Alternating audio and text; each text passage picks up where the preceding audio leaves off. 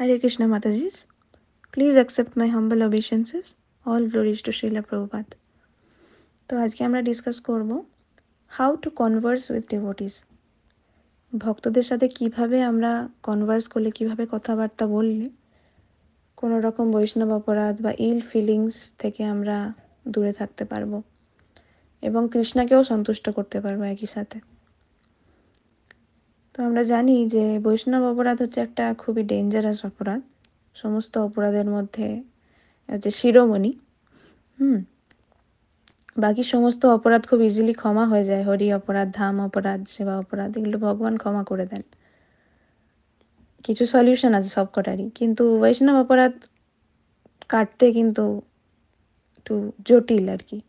বৈষ্ণব অপরাধকে বলা হয় মত্ত হাতি অপরাধ, ম্যাড এলিফ্যান্ট অফেন্স। একটা বাগানে ছোট ছোট চারা তৈরি হচ্ছে, গজাচ্ছে, সেই সময় যদি একটা মত্ত হাতি, খ্যাপা হাতি যদি সেই বাগানে প্রবেশ করে, তাহলে মুহূর্তের মধ্যে সেই বাগানের সমস্ত চারাকে সে নষ্ট করে দিতে পারে। সেই রকমভাবেই যদি আমরা বৈষ্ণব অপরাধ করি, তাহলে আমাদের মুহূর্তের মধ্যে অনেক দিনের অর্জন করা সুকৃতি, ব্লেসিংস, মার্সি সব কিছু মুছে যেতে পারে, আমাদের অ্যাকাউন্ট থেকে ডিলিট হয়ে যেতে পারে, ভক্তির অ্যাকাউন্ট থেকে। তাই খুব কেয়ারফুল থাকতে হবে আমাদের বৈষ্ণব অপরাধ নিয়ে। কোনোভাবে কোনো ভক্তকে যেন আমরা হার্ট না করে ফেলি। কারণ সে যদি পিওর ডিভোটি না হয়, নর্মাল ডিভোটি হয়, প্র্যাকটিসিং ডিভোটি হয়, তাহলেও কিন্তু বৈষ্ণব অপরাধ লাগে। এরকম নয় যে শুধু শুদ্ধ ভক্তদেরই বৈষ্ণব অপরাধ হয়, বাকিদের হয় না, এটা নয়। সমস্ত স্টেজে, নিওফাইট স্টেজেও কেউ যদি অফেন্স নিয়ে নেয়, একটু হলেও তার রিয়াকশন আসবে আমাদের ওপর, ঠিক আছে? আর বৈষ্ণব অপরাধ করতে থাকলে আমরা অনেকটা পিছনে চলে যাই। এরকম হবে যে একটু আগাচ্ছ, অনেকটা পিছাচ্ছ, 2 পা আগাচ্ছ ভক্তিতে, 8 পা পিছিয়ে যাচ্ছ। তাই জন্য আমাদের কোনোদিন প্রোগ্রেস হবে না, ঠিক আছে? আলটিমেট এইম আমাদের কি? যাতে নামে রুচি হয়, ভগবানের সেবাতে রুচি হয়, এইটাই হচ্ছে আমাদের এইম আলটিমেটলি। তো এই যে প্রোগ্রেস, এই প্রোগ্রেসটা হবেই না যদি আমরা বৈষ্ণব অপরাধ করতে থাকি রিপিটেডলি। তো আমরা কিছু সাটেল পয়েন্ট ডিসকাস করব, যেগুলো খুব একটা আলোচিত হয় না, কারণ এগুলো খুবই সাটেল পয়েন্টস, অতটা, আর এগুলো খুবই কমন সেন্স, সেই জন্য খুব একটা ডিসকাস হয় না। কিন্তু এই সাটেল পয়েন্টসগুলো মাঝে মধ্যে অনেক ইম্পর্টেন্ট হয়ে যায়। তো ফার্স্ট হচ্ছে, যখনই কোনো ভক্তর সাথে আমার দেখা হবে, আমি হরে কৃষ্ণা দিয়ে শুরু করব। হরে কৃষ্ণা প্রণাম। সে সামনে থাকলে প্রণাম করব, তাকে লিখতে হলে প্রণাম লিখবো, বা ফোনে কথা বললেও প্রণাম কথাটা বলবো, বা প্লিজ অ্যাকসেপ্ট মাই হাম্বল ওবেইসেন্সেস বলবো, মাই হাম্বল প্রণামস, মাই রেসপেক্টফুল প্রণামস, কিছু একটা বলবো এর ধরনের, ঠিক আছে? মাতাজিরা জেনারেলি দণ্ডবত প্রণাম এটা বলে না, কারণ প্রভুরা দণ্ডবত প্রণাম করে। আমরা তো দণ্ডবত প্রণাম করি না, আমরা পাঞ্চাঙ্গ প্রণাম করি, সেই জন্য আমরা শুধু প্রণাম বলি। তো কিছু কিছু ক্ষেত্রে দেখা যায় যে খুব ফ্যামিলিয়ারিটি হয়ে গেছে আমার বন্ধুর সাথে, আমার বন্ধু ভক্ত, তার সাথে আমি কথা বলছি, তা হরে কৃষ্ণা প্রণাম এসব আর বলি না। এগুলো বলতে লজ্জা লাগে আমার, বলি না আমি, এটা ঠিক না। সে বন্ধু হোক, ছোট হোক, বড় হোক, এটা অবশ্যই বলা উচিত, ঠিক আছে? আর এরকম নয় যে আগের দিনই তো কথা বললাম, তাহলে আজকে আবার কেন হরে কৃষ্ণা বলতে হবে, এটা না। যতবার কথা স্টার্ট হচ্ছে হরে কৃষ্ণা প্রণাম দিয়ে স্টার্ট করো, ঠিক আছে? অ্যাটলিস্ট সেই দিনের মধ্যে না হলেও পরের দিন যদি আবার কথা বলো, তাহলে তো অবশ্যই বলা উচিত এভাবে। তো তারপরে আমরা কি কথা বলবো, কিছু কিছু লাইন আমরা ওভারঅল ওয়েলবিং, খোঁজ খবর নেওয়া, এগুলো করতে পারি, কিন্তু সেটাই যেন বেশি দূর ড্র্যাগড না হয়ে যায়।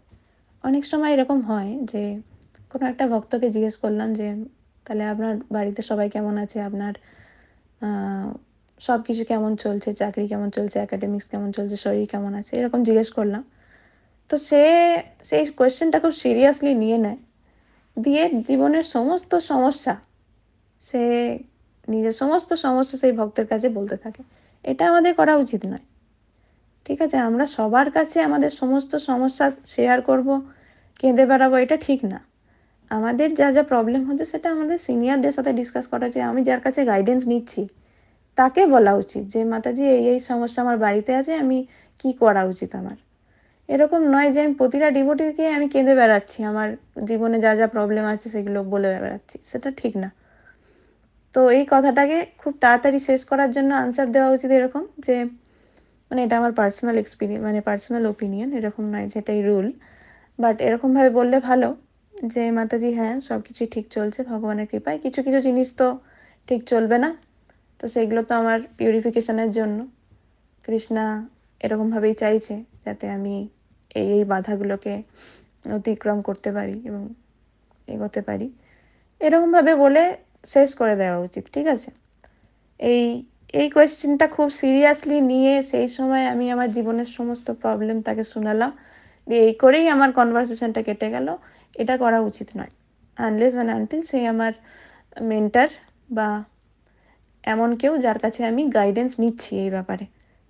ঠিক আছে, আর অনেকজনের কাছে গাইডেন্স নেওয়াটাও ঠিক না, একটা দুটো পার্সন পার্টিকুলারলি তাদের কাছেই গাইডেন্স নেওয়া উচিত। সবাইকে নিজের প্রবলেম বলে লাভ নেই, কারণ প্রতিটা ভক্তেরই জীবনে কিছু না কিছু প্রবলেম আছে। তো এরকম ভাবা উচিত নয় যে আমারটাই সবচেয়ে বড় প্রবলেম, তাই জন্য আমাকে বলতেই হবে, বাকিদের প্রবলেমগুলো খুব ছোট, এটা ভাবা ঠিক না। ঠিক আছে, তো এই ওভারঅল ওয়েলবিংয়ের পার্ট চুকলে আমরা এবার পিওর কৃষ্ণা কথায় ঢুকতে চাই। তো সেটা কীরকম না, এরকম বলা যেতে পারে যে মাতাজি আপনি এই সপ্তাহে কি পড়লেন বা কি শ্রবণ করলেন তার থেকে কিছু শেয়ার করুন। কোনো জিনিস আপনার যদি খুব ভালো লেগেছে ভাগবতম থেকে, চৈতন্য চরিতামৃত থেকে, বা এরকম কিছু কোয়েশ্চেন করতে পারি আমরা।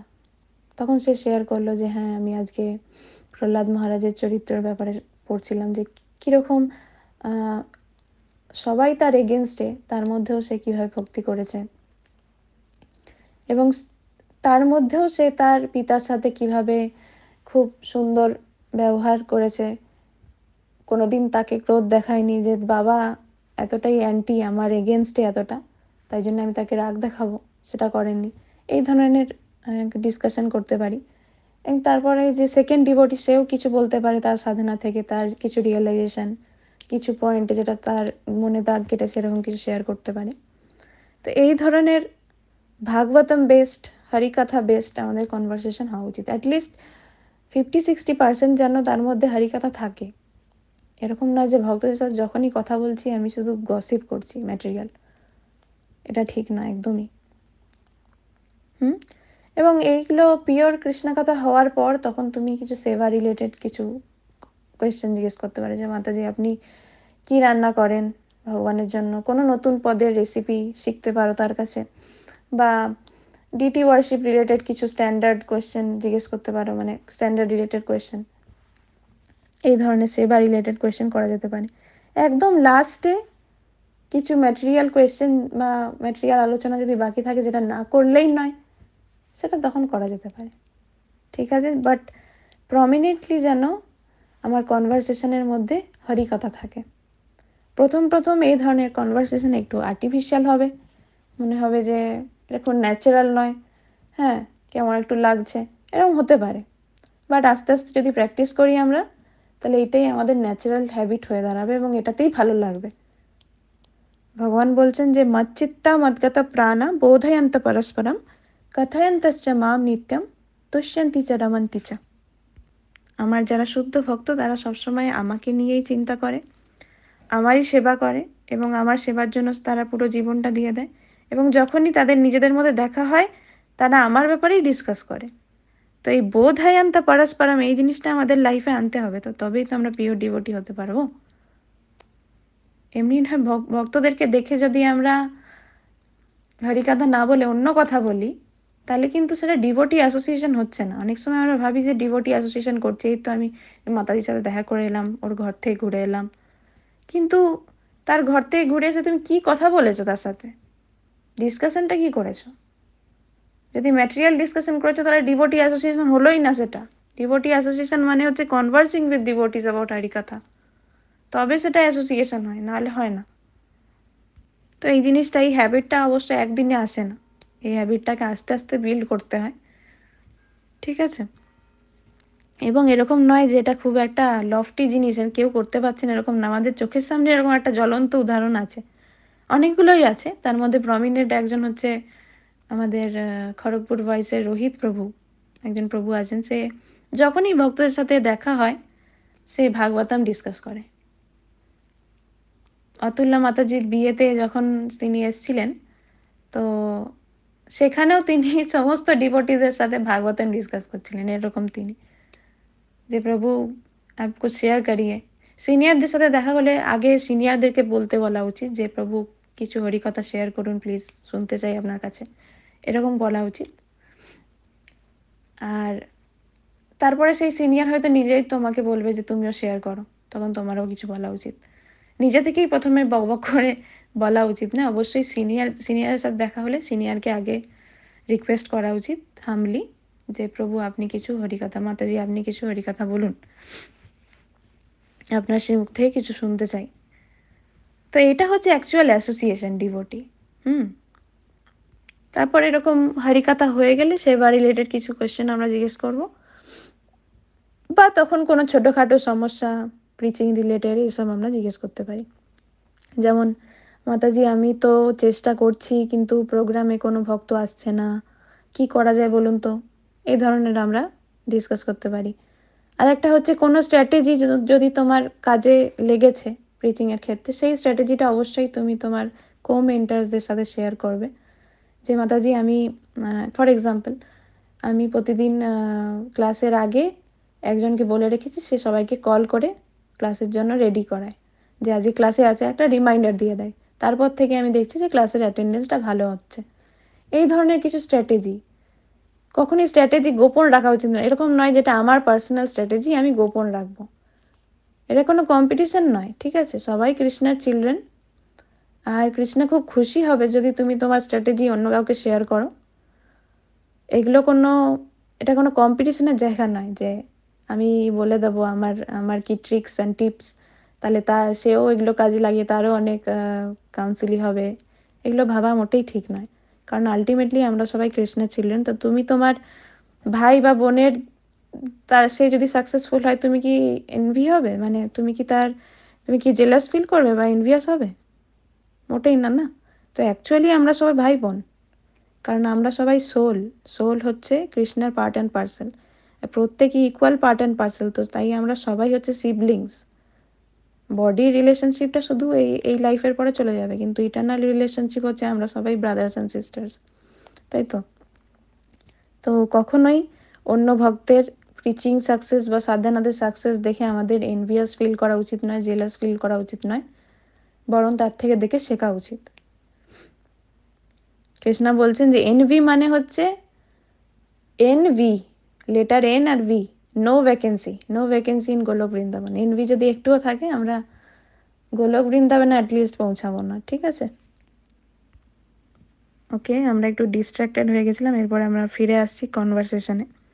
নেক্সট হচ্ছে তুই তুকারি করা, কোনো স্ল্যাংস ইউজ করা, এগুলো কিন্তু একদমই চলবে না। মানে অনেকের ছোটোবেলা থেকে কিছু কিছু মুদ্রা দোষ হয়ে যায় না, সেই মুদ্রা দোষগুলোকে অ্যাভয়েড করতে হবে। যেমন আমরা মাঝে মধ্যে আমাদের বন্ধুদেরকে গরু, গাধা, বাঁদর, হ্যাঁ, তারপর ধুর, বেড়া, এইসব কথা বলে থাকি, এটা অভ্যেস হয়ে গেছে।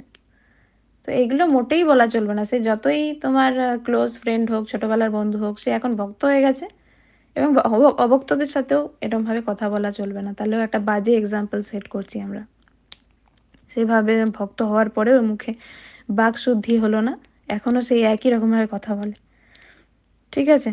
তাহলে ধুর, বেড়া, এই ধরনের কথাবার্তা, তারপরে আরে দিয়ে কথা বলা, যে আরে মাতাজি আপনি যে কি বলেন, এই আরে দিয়ে কথা বলাটাও খুব শুনতে খারাপ লাগে। তো এরকম যদি কারো হ্যাবিট থাকে সেগুলো একটু কনসিয়াস থেকে আস্তে আস্তে চেঞ্জ করা উচিত। মানে তুমি হয়তো কোনো বাজে ইন্টেনশন নিয়ে বলছো না, খুবই মানে ফ্র্যাঙ্কলি ফ্রিলি বলে দিয়েছো, কিন্তু স্ল্যাং ওয়ার্ড ইউজ করা চলবে না। কৃষ্ণ ভক্তরা স্ল্যাং ওয়ার্ড ইউজ করে না, এটা কৃষ্ণকে বা গুরুকে প্লিজ করবে না, ঠিক আছে? আর আমরা ভাবি যে ইন্টেনশনটাই মেন, মানে আমি তো ভালো ইন্টেনশন নিয়ে তার সাথে কথা বলছি, তাহলে কেন খারাপ হবে? তো intention matters, but expression also is important, expression two matters. তার কাছে তার কাছে সেই কথাটা কিভাবে পৌঁছাচ্ছে এটাও ম্যাটার করে, শুধু আমি কি ভাবছি মনে সেটা নয়। তা আমাদের speech is our career of emotions. আমাদের ভেতরে হৃদয়ে যে ইমোশনসগুলো আছে সেটা স্পিচ বা কনভারসেশন সেটাকে বহন করে আরেকজনের কাছে নিয়ে যায়। তো শুধুমাত্র আমি মনে কি ভাবছি সেটা ইম্পর্টেন্ট নয়, বাট আমার কথাটা তার কাছে কিভাবে পৌঁছাচ্ছে, তার কানে সেটা কিভাবে লাগছে সেটাও ইম্পর্টেন্ট। একটা কথা আছে, words are mightier than the sword and words cannot be taken back. একবার যদি একটা কথা বলে দিই সেটা কিন্তু আর ফিরিয়ে নিতে পারবো না, এবং সেটা যদি শার্প কিছু হয় তাহলে কিন্তু তাকে খুবই কষ্ট দেবে যে শুনছে সেটা। Sometimes it can cause more wounds than a sword, sharper wounds. সারা জীবন সে সেটাকে মনে রেখে দিতে পারে, আর আমাদেরকে হয়তো সারা জীবন সে ক্ষমা নাও করতে পারে, যে এরকম সে একদিন বলেছিল, সারা জীবন মনে রেখে দিল, তাহলে কত বড় ড্যামেজটা হবে আমাদের ভাবো। তাই আমরা কি বলছি সেটা নিয়ে কনসাস থাকা উচিত। কৃষ্ণা কনসাস হওয়ার আগে ফার্স্ট স্টেপ হচ্ছে কনসাস হওয়া।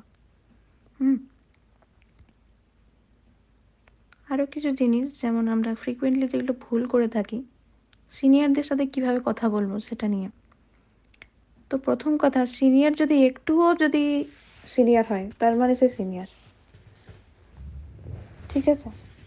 কিছুদিন আগে ভক্তিতে এসছে সে সে বেশি দিন ধরে ভক্তি করছে, সেটা যদি আমার থেকে 1 বছরও বেশি হয় তাহলেও সে সিনিয়র, তাকে সিনিয়রের মতো ট্রিট করতে হবে। কিছু সময় এরকম দেখা যায় যে সিনিয়র নিজে এসে বলল যে বাহ মাতাজি, আপনি তো খুব সুন্দর সেবা করেন, আমি তো এরকম পারি না। আপনি তো খুব সুন্দর ভগবানের ড্রেস বানান, আমি তো এগুলো পারি না। সে নিজে হাম্বলি এই কথাটা বলতে পারে, কিন্তু আমরা যদি তাকে রিপ্লাই দিই, ও মাতাজি আপনি পারেন না, তো আপনিও শিখে নিন, আমি আপনাকে শিখিয়ে দেবো, এইভাবে যদি আমরা তাকে রিপ্লাই দিই তাহলে সেটা মর্যাদা উল্লঙ্ঘন হয়ে যাবে। যে মাতাজি আপনি জানেন না, আপনিও শিখুন, এইভাবে আমি বলতে পারি না। সে আউট অফ হার হিউমিলিটি সে বলছে যে হ্যাঁ আমি এই সেবাটা জানি না, এত ভালো আমি হয়তো রান্না করতে পারি না, এত ভালো আমি ড্রেস বানাতে জানি না। কিন্তু আমাদেরকে সবসময় তাকে সিনিয়র ভেবে রিপ্লাই দেওয়া উচিত। তো এই জিনিসটা আমার এই জন্য মাথায় এলো যে কিছুদিন আগে আমি টেম্পল গেছিলাম, 2 ভক্তর মধ্যে কনভারসেশন শুনছিলাম। তো একটা খুব সিনিয়র মাতাজি, একটা ইয়াঙ্গার মাতাজি, আমাদের বয়সী মাতাজিকে গার্ল্যান্ড বানানো শেখাচ্ছে। তো গার্ল্যান্ড বানানো শেখাচ্ছে, তো সে একটা খুব সুন্দর গার্ল্যান্ড বানিয়েছে, মানে মেয়েটা। তো সিনিয়র মাতাজি বলছেন তাকে যে বাহ তুমি তো বিশাল ভালো, আমার থেকে অনেক ভালো বানাচ্ছ তুমি। তো সে বলছে মাতাজি আমি কিছু টিপস অ্যান্ড ট্রিক্স শিখেছি ইউটিউব থেকে, আমি আপনাকে শেখাতে পারি। তো দিস ইজ কমপ্লিটলি মর্যাদার উল্লঙ্ঘন, তাই না? এরকম আমরা কখনোই সিনিয়রদের সাথে কথা বলতে পারি না। সে আউট অফ হার হিউমিলিটি বলছে যে আমি জানি না তোমার মতো, তার মানে এটাকে সত্যি ভেবে নিলাম, যে সিরিয়াসলি অ্যান্সার দিয়ে দিলাম, আমাদেরকে আমাদের কাউন্সিলই ভেবে, সেটা ঠিক না। নেক্সট জিনিস হচ্ছে কারেকশন দেওয়া, এটা নেক্সট পয়েন্ট। তো কারেকশন, আমরা যদি দেখি যে আমাদের চোখের সামনে কোনো ডিভোটি ভুল করছে, তাহলে তাকে ডাইরেক্ট গিয়ে আমরা বলবো না যে মাতাজি তোমার এটা ভুল হচ্ছে, এরকম করা উচিত না, এরকম করা উচিত। এটা করা চলবে না আমাদের। আমরা তার অথরিটির, সে যার আন্ডারে আছে তাকে গিয়ে আমরা বলতে পারি, যে সেটাও আবার খুব পোলাইটলি হামলি বলতে হবে, যে আমি দেখলাম এই মাতাজি এরকম করছিল, তো সেই জন্য আপনাকে জানালাম, আমার মনে হচ্ছিল এটা ঠিক না। এরকমভাবে আমাদেরকে হামলি জিনিসটাকে প্রেজেন্ট করা উচিত। তার কাছে গিয়ে, তার সামনে গিয়ে ডাইরেক্ট তাকে কারেকশন দেওয়া কখনোই উচিত নয়, এটাও মর্যাদা উল্লঙ্ঘন। কারণ সে, আমার কোনো অধিকার নেই তাকে জাস্টাইজ করার, ঠিক আছে? আর খুব বড় প্রবলেম না হলে তার অথরিটির কাছে গিয়েও বলা উচিত নয়, ছেড়ে দেওয়া উচিত। ছোটোখাটো প্রবলেম দেখলে ছেড়ে দেওয়া উচিত। সব কিছু আমাদের হাতে নেই, সব কিছু আমরা কারেক্ট করতে যাব না। একমাত্র যদি আমাদের জুনিয়র হয়, আমাদের আন্ডারে সে ভক্তি করছে, এরকম হয়, সবসময় জুনিয়র নয়, আমাদের আন্ডারে ভক্তি করছে, আমরা তাকে শেখাচ্ছি, আমরা মেন্টর বা কাউন্সিলরের পজিশনে আছি, তখন আমরা কারেকশন দেবো যে মাতাজি এরকম করেন না, এরকম করে, ঠিক আছে? কিন্তু যদি কোনো সিনিয়র ভুলও করে থাকে, মানে আমার মনে হচ্ছে যে ভুল করছে, সেটা তো ভুল না, করেনি, আমার মনে হচ্ছে, আমার ক্ষুদ্র বুদ্ধিতে আমার মনে হচ্ছে যে যেটা করছে সেটা হয়তো ঠিক না, কিন্তু কখনোই তাকে গিয়ে আমরা কারেকশন দেব না। তুমি মনে করো যে ছোটোবেলায় যদি স্কুলের টিচার তারা যদি কিছু ভুল শেখাতো, আমরা কি উঠে দাঁড়িয়ে তাকে কারেক্ট করতাম? ধরো সে বকছে আমাদের যে এটা কী করলে তুমি, এই অঙ্কটা মেলায়নি, ঠিক হয়নি, ভুল হয়েছে, এই স্টেপটা এরকম হবে না, তো আমরা কি তর্ক করতাম? আমরা কাচুমাচু হয়ে চুপচাপ দাঁড়িয়ে থাকতাম। যদি টিচার ভুলও বলছে তাও আমরা কোনো মানে তর্ক করে তার আনসার দিতাম না, শুনে নিতাম, তাই তো? তাই আমরা ম্যাটেরিয়ালিস্টিক টিচারদের সাথে, মানে স্কুলের টিচারদের সাথে যদি এরকম বিহেভিয়ার করি, তাহলে আমাদের স্পিরিচুয়াল টিচারদের সাথে আমরা যদি না করি, তাহলে কি বলার আছে সেটা? মাঝে মধ্যে ভক্তরা তাদের শিক্ষাগুরুকে বলে যে না প্রভু, না প্রভু, আপনি ভুল বুঝছেন, আপনি আমাকে শুধু শুধু বকছেন, আপনি আপনার মিসকনসেপশন আছে, এই ধরনের কথা কি আমরা বলতে পারি আমাদের গুরুকে? যেমন ফর এক্সাম্পল, ধরো তোমার শিক্ষাগুরু তোমায় কোনো হোমওয়ার্ক দিয়েছে, মানে বলেছে যে এটা এই সপ্তাহের হোমওয়ার্ক, তুমি এটা করে আসো, দিয়ে এক সপ্তাহ পরে তোমার খোঁজ নিচ্ছে তাহলে তুমি হোমওয়ার্কটা হয়েছে কি না।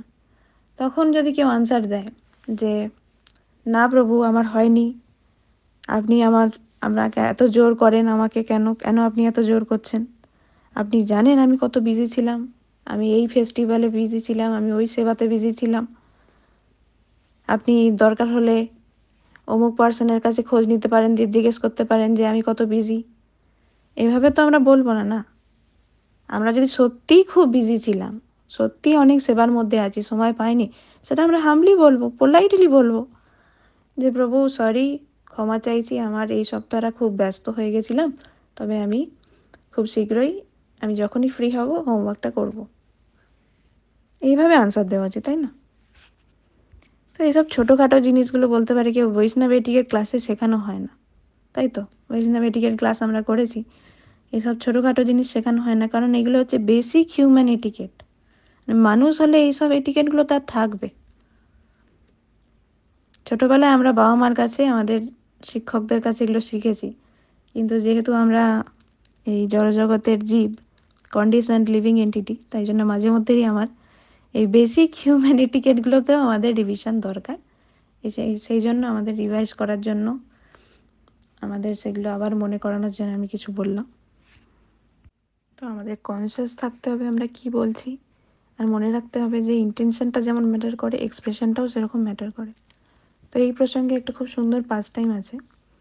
শিল রূপা গোস্বামী একবার বৃন্দাবনে একটি গাছের তলায় বসে আছেন, এবং উনি জব করতে করতে কমপ্লিটলি এই ট্রান্সেন্ডেন্টাল প্ল্যাটফর্মে চলে গেছেন, এবং রাধাকৃষ্ণের নিত্যলীলা চোখের সামনে দেখতে পাচ্ছেন। যে রাধাকৃষ্ণ গোপীদের সাথে লীলা করছে সেটা চোখের সামনে দেখতে পাচ্ছেন, সেখানে কিছু একটা ফানি, কিছু একটা মজার, কিছু একটা হচ্ছে, কোনো হাসি মজার জিনিস হচ্ছে, সেটা দেখে তিনি হাসছেন জোরে জোরে। তো সেই সময় পাশ দিয়ে আরেকজন ডিভোটি, কৃষ্ণ দাস নামে, সে পেরিয়ে যাচ্ছিল, এবং সে হাঁটতে পারতো না, মানে সে খোঁড়াতে খোঁড়াতে হাঁটে। তো সে যখন পেরিয়ে যাচ্ছে, তখন রূপ গোস্বামী নিজের ধ্যানে মগ্ন, মানে তিনি যে মেডিটেশনে আছেন নিত্যলীলা, সেইখানে তিনি এই পাস টাইম দেখে, রাধাকৃষ্ণের পাস টাইম দেখে হাসছেন খুব জোরে জোরে, হা হা করে। তো সেই কৃষ্ণদাস ভাবছে আমি হাঁটতে পারছি না বলে আমাকে দেখে হাসছে, আমি এরকম কষ্ট করে হাঁটছি সেটা দেখে তার হাসি পাচ্ছে।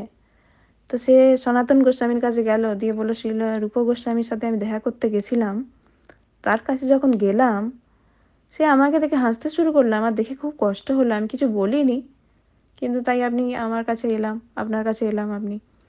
তো সনাতন গোস্বামী বলছে যে এটা কোনো ব্যাপার না, শ্রী রূপ গোস্বামী অ্যাকচুয়ালি আপনাকে দেখে হাসেনি, শ্রী রূপ গোস্বামী ধ্যানে মগ্ন ছিলেন এবং ভগবানের সাথে তিনি লীলা করছিলেন, সেই জন্য তিনি সেখানে হাসছিলেন, আপনাকে দেখে হাসেনি। তখন সেই ভক্ত খুব লজ্জিত হলো, বুঝতে পারলো যে সে কি অফেন্স করেছে। কিন্তু মিনওয়াইল, যেহেতু সে রূপ গোস্বামীর প্রতি অফেন্ডেড ফিল করে নিয়েছে অলরেডি, সঙ্গে সঙ্গে রূপ গোস্বামী সেই ধ্যান সেটা ভঙ্গ হয়ে গেছিল। সে ভাবছে যে কি হলো আমার, হঠাৎ করে এত সুন্দর আমি একটা টাইমে ছিলাম, কি হলো আমার, আর এখন আমি চ্যান্টিংয়েও টেস্ট পাচ্ছি না হঠাৎ করে। তো রূপ গোস্বামী হচ্ছে রূপমঞ্জরি, আমরা জানি রূপমঞ্জরি পিওর ডিভোটি, ভগবানের নিত্য অ্যাসোসিয়েট, তার কোনোদিনই এরকম হবে না। বাট ভগবান মানে চৈতন্য মহাপ্রভু দেখাচ্ছেন আমাদের একজন ভক্তের মাধ্যমে যে বৈষ্ণব অপরাধ কতটা ডেঞ্জারাস হতে পারে। মানে পিওর ডিভোটি তারও এরকম ফল ডাউন হয়ে যাচ্ছে। তো আলটিমেটলি সেই কৃষ্ণদাস প্রভু সে গিয়ে রূপ গোস্বামীর কাছে ক্ষমা চাইছিলেন। রূপ গোস্বামী যখন জানতে পারলেন যে আমি ওনাকে এভাবে অফেন্ড করেছি, তখন সেও তার চরণে দণ্ডবত প্রণাম জানিয়ে ক্ষমা চেয়েছিলেন। এবং দুই ভক্তই যেহেতু খুব হাম্বল ছিলেন, তাই তারা নিজেদেরকে ক্ষমা করে ঠিক হয়ে গেছিলেন। তো কখনো যদি আমরা বৈষ্ণব অপরাধ করেও ফেলি, তখন আমাদের মন থেকে গিয়ে তার কাছে ক্ষমা চাওয়া উচিত। তো আমি একটা জিনিস এখন পড়ে শোনাবো, সেগুলো নরহরি চক্রবর্তী ঠাকুর ভক্তি রত্না করে, যেখানে এই রূপ গোস্বামী পাস টাইমসটা লেখা আছে, সেখানে বলছেন, ভক্ত স্থানে সাবধান হবে সর্বমতে, যেন কোনো অকৌশল নহে তার চিত্তে।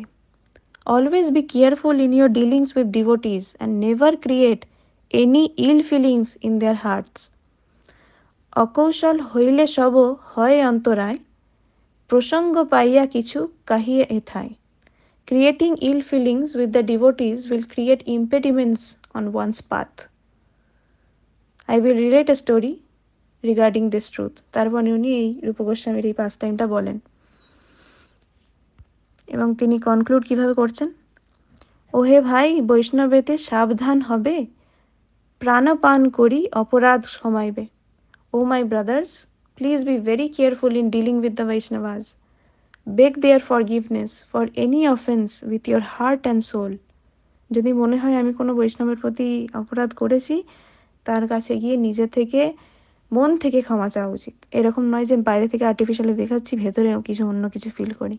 We cannot be duplicitous, because duplicity will be noticed by that devotee and also by Krishna. সে কিন্তু ধরে ফেলবে যে ভেতরে এক বাইরে এক, ঠিক আছে। বৈষ্ণবের দোষ দৃষ্টে হবে সাবধান, নিরন্তর করিবে বৈষ্ণবের গুণগান। Be careful not to see a Vaishnava's faults and always sing their glories. পূর্ব ভাগবত গণ এই কয়, বৈষ্ণবের ক্রিয়া মুদ্রা বিঘ্নে না বুঝায়। এটা খুব ইম্পর্টেন্ট, মানে খুব পপুলার একটা ভার্স, সবাই বলে। All of the previous great devotees have said, no one can understand the behavior of a Vaishnava. যদি কোনোদিন মনেও হয় যে এই বৈষ্ণব কি করছে আমি বুঝতে পারছি না, তাহলে এটা ভাবা উচিত যে বৈষ্ণবের ক্রিয়া মুদ্রা বিজ্ঞে না বুঝায়। সঙ্গে সঙ্গে সেটা নিয়ে অফেন্স নিয়ে নেওয়া উচিত নয় যে আমি যেটাকে ঠিক মনে করি সেটা তো উনি করছেন না, এরকম নয়। মাঝে মধ্যে হয়তো উনি অন্য কোনো কিছু চিন্তা করে বা অন্য কোনো প্ল্যাটফর্মে থেকে সেই কাজটা করেছেন। তো সবসময় আমরা তার ভাব ভঙ্গি যে বুঝতে পারবো সেটা না। তো নিজেও অফেন্স নিয়ে নেওয়া উচিত নয় যে কোনো বৈষ্ণব কিছু বললো আমি সঙ্গে সঙ্গে অফেন্ডেড হয়ে গেলাম, ঠিক আছে। শ্রীকৃষ্ণ চৈতন্য প্রভু প্রিয় ভক্ত দ্বারে অন্যেরে দিলেন শিক্ষা এই তো প্রকারে। Although Sri Rupa Goswami is a highly elevated devotee, very dear to Sri Chaitanya Mahaprabhu, the Lord used him to teach all of us of the dangers of Vaishnava Aparadh. তো আমি আশা করছি এই ছোটোখাটো টিপসগুলো তোমাদের বৈষ্ণব অপরাধ থেকে দূরে রাখতে পারবে। আজকের এই পর্যন্তই। হরে কৃষ্ণ। Thank you.